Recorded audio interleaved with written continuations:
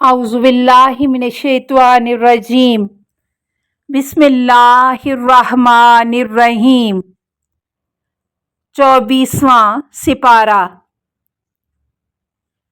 24واں سپارہ 3 صورتوں پر مشتمل ہے۔ سورہ زمر آیت 32 تا 75 تک مکمل سورہ، سورہ مومن آیت 1 تا 85 تک مکمل سورہ، سورہ فصلت آیت نمبر 1 تا 46 تک شامل ہیں۔ سورہ زمر کے منتخب نکات: ہدایت یا گمراہی کے انتخاب میں انسان خود مختار ہے۔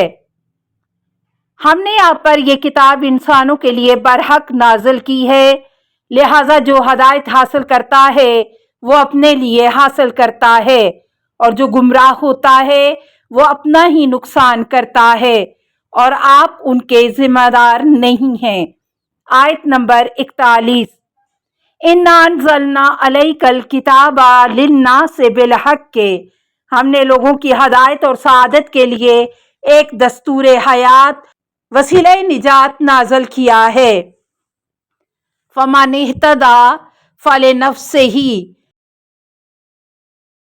اگر کوئی شخص اس کتاب سے ہدایت حاصل کرتا ہے تو اس نے اپنے آپ کو ابدی ہلاکت سے بچایا، کسی اور پر احسان نہیں کیا، نہ کتاب نازل کرنے والے اللہ پر، نہ اس کتاب کو پہنچانے والے رسول صلی اللہ علیہ وآلہ وسلم پر۔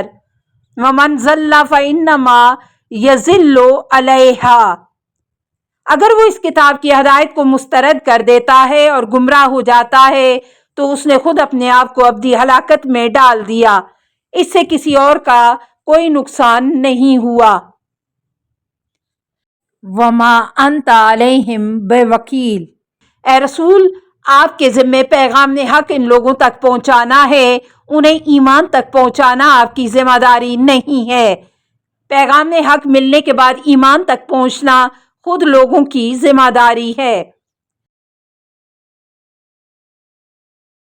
شرک و کفر کی ایک اہم علامت: اللہ کی محبت کی علامت یہ ہے کہ ذکر خدا پسند کرے، اور اللہ سے عداوت کی علامت یہ ہے کہ ذکر خدا ناپسند کرے۔ آیت نمبر 45: اذا ذکر اللہ وحدہ، شرک اور کفر کی ایک اہم علامت یہ ہے کہ صرف اللہ کے ذکر سے ان کے دل متنفر ہو جاتے ہیں، جبکہ ایمان کی علامت یہ ہے اللہ کے ذکر سے ان کے دلوں کو سکون و اطمینان حاصل ہوتا ہے۔ وَإِذَا ذُكِرَ الَّذِينَ مِن دُونِهِ، جب غیر اللہ اپنے خود ساختہ معبودوں کا ذکر آتا ہے تو ان کے چہروں پر بشاشت آ جاتی ہے۔ ذکر خدا کو پسند کرنا ہی ایمان بخدا و آخرت کی علامت ہے۔ ذکر خدا کا پسند نہ کرنا شرک کی علامت ہے۔ نعمت الہی ایک آزمائش: جب انسان کو کوئی تکلیف پہنچتی ہے تو وہ ہمیں پکارتا ہے، پھر جب ہم اپنی طرف سے اسے نعمت سے نوازتے ہیں تو کہتا ہے یہ تو مجھے صرف علم کی بنا پر ملی ہے۔ نہیں، بلکہ یہ ایک آزمائش ہے، لیکن ان میں سے اکثر نہیں جانتے۔ آیت نمبر 49: فَإِذَا مَسَّ الْإِنسَانُ ضَرٌّ دَعَانَا، تکلیف کے وقت فطرت کی آنکھوں سے پردے ہٹ جاتے ہیں۔ جب مصیبت کا وقت ختم ہوتا ہے تو وہ اس نعمت کو اپنی ذاتی مہارت کا نتیجہ تصور کرتا ہے، حالانکہ یہ نعمت اس کے لیے ایک آزمائش ہے، کیونکہ اللہ نافرمان بندوں کو نعمت دے کر آزماتا ہے، اور یہ نعمت و دولت ان کے لیے عذاب بن جاتی ہے۔ گناہوں کی معافی کی نوید: کہہ دیجئے اے میرے بندو، جنہوں نے اپنی جانوں پر زیادتی کی، اللہ کی رحمت سے مایوس نہ ہونا۔ یقیناً اللہ تمام گناہوں کو معاف فرماتا ہے، وہ یقیناً بڑا معاف کرنے والا مہربان ہے۔ آیت نمبر 53: تشریح کلمات: کونتا، کسی خیر سے نا امید ہونا، دیگر نے خیر کی قید نہیں لگائی۔ کل یا عبادی، اے میرے بندو، محبت بھرا خطاب تمام انسانوں سے ہے۔ میرے بندو کہہ کر ندا دینے میں ایک امید، ایک نوید رحمت ہے۔ عبادی، اس جگہ عبادی سے مراد تمام انسان ہیں، مسلم ہو یا غیر مسلم۔ اسرفو علی نفسہم، اپنے ساتھ زیادتی کرنے والے، اس میں بھی مسلم اور مشرک دونوں شامل ہیں۔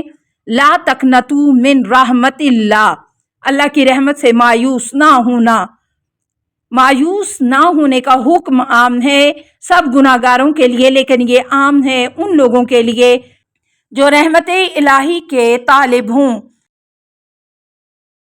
اور جو لوگ اللہ کی رحمت کے طالب ہی نہیں ہیں ان کے لیے اللہ کی رحمت سے مایوس نہ ہونے کی نوبت ہی نہیں آتی۔ لہٰذا اللہ کی رحمت سے مایوس نہ ہونے کا حکم دنیاوی زندگی میں مومن اور مشرک دونوں کے لیے ہے۔ جب توبہ کر کے اللہ کی رحمت کے طلبگار ہوں، یہ توبہ موت سامنے آنے سے پہلے ہونی چاہیے۔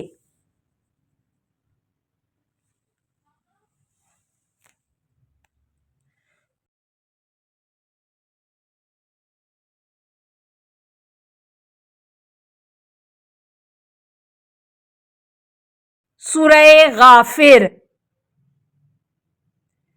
سورہ غافر کا تعارف۔ اس سورہ مبارکہ کو المومن اس لیے کہتے ہیں کہ اس میں مومن آل فرعون کا ذکر ہے، چنانچہ اس سورہ میں مومن آل فرعون کا موقف بڑے اہتمام کے ساتھ 10 سے زائد آیات میں اللہ تعالیٰ نے ذکر فرمایا ہے۔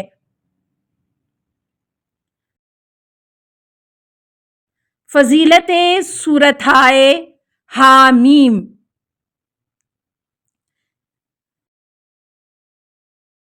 7 سورہ قرآن المومن، السجدہ، الشورى، الزخرف، الدخان، الجاثیہ اور الاحقاف کی ابتدا حروف مقطعات حامیم سے ہوتی ہے۔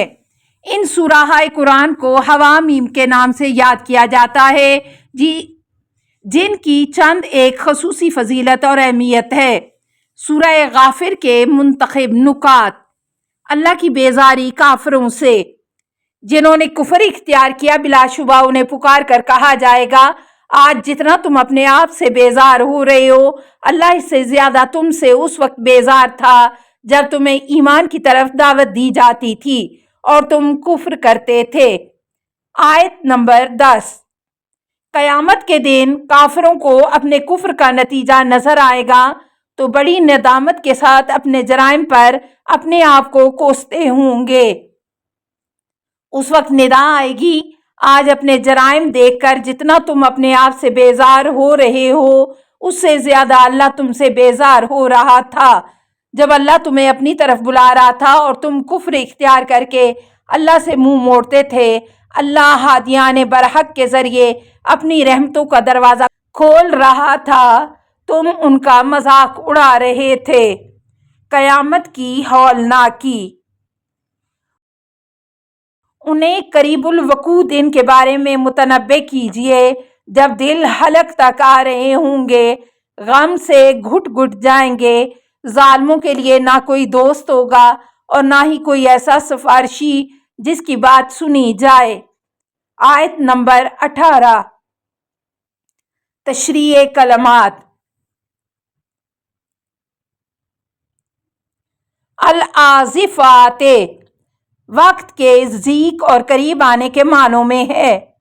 وَأَنذِرْهُمْ يَوْمَ الْآزِفَاتِ قیامت کے دن کے بارے میں ان کو تنبیہ کیجیے جو عن قریب آنے ہی والا ہے۔ دنیا کی زندگی چند روزہ ہے، اس کے مقابلے میں قیامت کے بعد کی زندگی ابدی ہے۔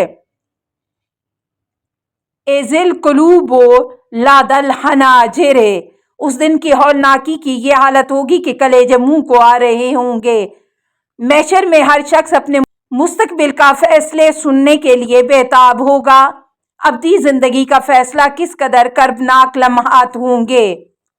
کاظمین غم کے گھونٹ پی رہے ہوں گے، اظہار کریں گے تو کس سے کریں۔ وما للظالمین من حمیم، یہاں کوئی دوست ہے اور نہ سفارشی، کس سے فریاد کریں، جس کی طرف دیکھیں نفسا نفسی کی حالت میں ہر ایک حواس باختہ ہے۔ مومن آل فرعون، مومن آل فرعون کا واقعہ آیت نمبر 28 تا 45 میں بیان ہوا ہے، مطالعہ فرمائیے۔ مومن آل فرعون اور تقیہ، آیت نمبر 28 کے ترجمے کا مطالعہ کیجیے۔ وَقَالَ رَجُلٌ مُؤْمِنٌ مِنْ آلِ فرعون، فرعون کے درباریوں میں ایک قبطی بقول فرعون کے قریبی رشتہ داروں میں سے تھا۔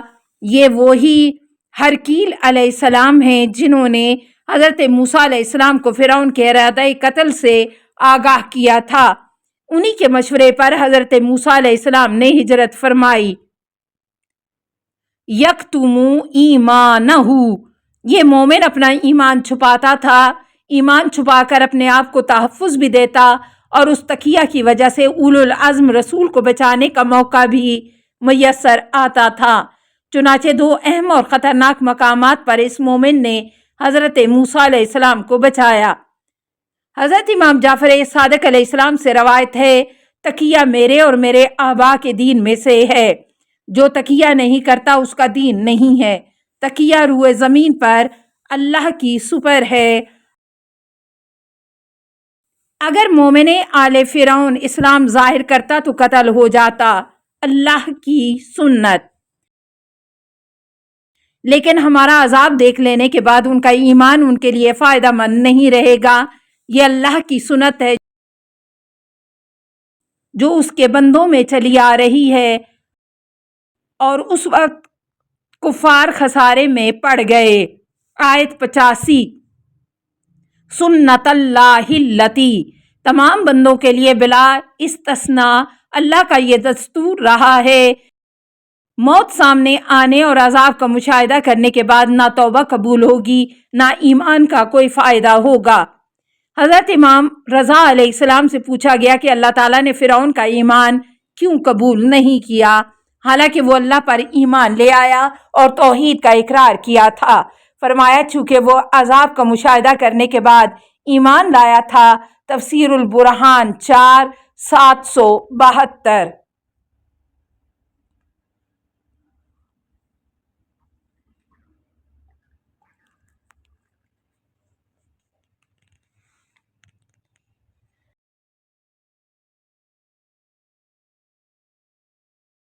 سورہ فصلت،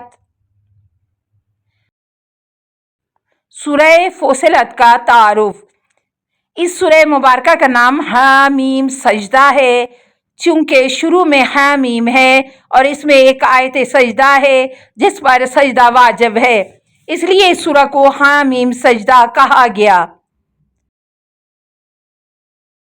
اس سورہ مبارکہ کو فصلت اور مصابیح کا بھی نام دیا گیا ہے، لیکن ائمہ علیہ السلام کی روایات میں اس سورہ کو حامیم سجدہ کے نام سے یاد کیا گیا ہے۔ سورہ فصلت کی فضیلت۔ رسول اکرم صلی اللہ علیہ وآلہ وسلم نے فرمایا،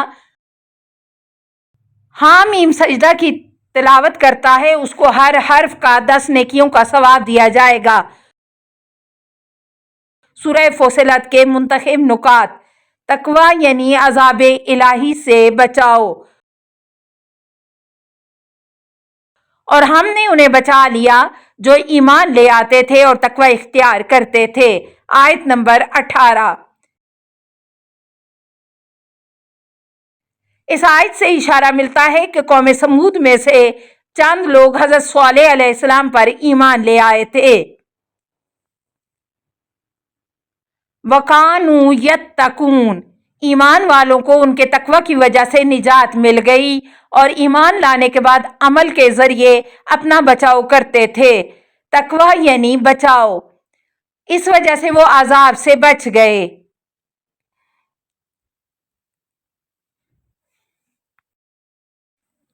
روز قیامت کھالوں، کانوں اور آنکھوں کی گواہی۔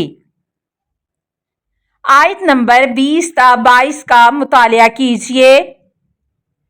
غفور الرحیم رب کی ضیافت، اس ذات کی طرف سے ضیافت کے طور پر جو بڑا بخشنے والا رحیم ہے۔ آیت نمبر 32۔ اہل جنت کے لیے ان تمام نعمتوں سے بالا تر نعمت یہ تاثر ہے کہ رب غفور الرحیم کے جوار سے ضیافت مل رہی ہے۔ یہ اللہ کی مہمانی ہے جو اللہ تعالیٰ کی طرف سے اعزاز و اکرام ہے۔ دعوت اللہ، اور اس شخص کی بات سے زیادہ کس کی بات اچھی ہو سکتی ہے جس نے اللہ کی طرف بلایا اور نیک عمل کیا اور کہا میں مسلمانوں میں سے ہوں۔ آیت نمبر 33۔ وَمَنْ أَحْسَنُ قَوْلًا، اللہ تعالیٰ نے انسان کو جو گویائی کی قوت عنایت فرمائی ہے اس کا سب سے بہترین مصرف دعوت اللہ میں صرف ہونے والا قول ہے۔ اس آیت اور دیگر احادیث سے یہ بات ثابت ہے کہ افضل ترین عبادت دعوت اللہ ہے۔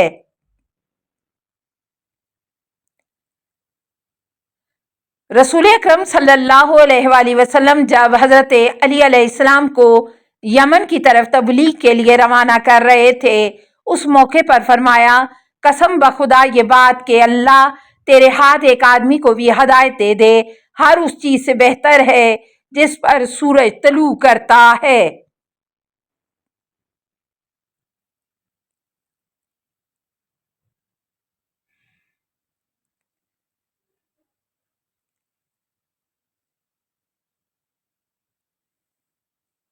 التماس دعا، اللہم صلی علی محمد و آل محمد و آلہ الطیبین الطاہرین المعصومین۔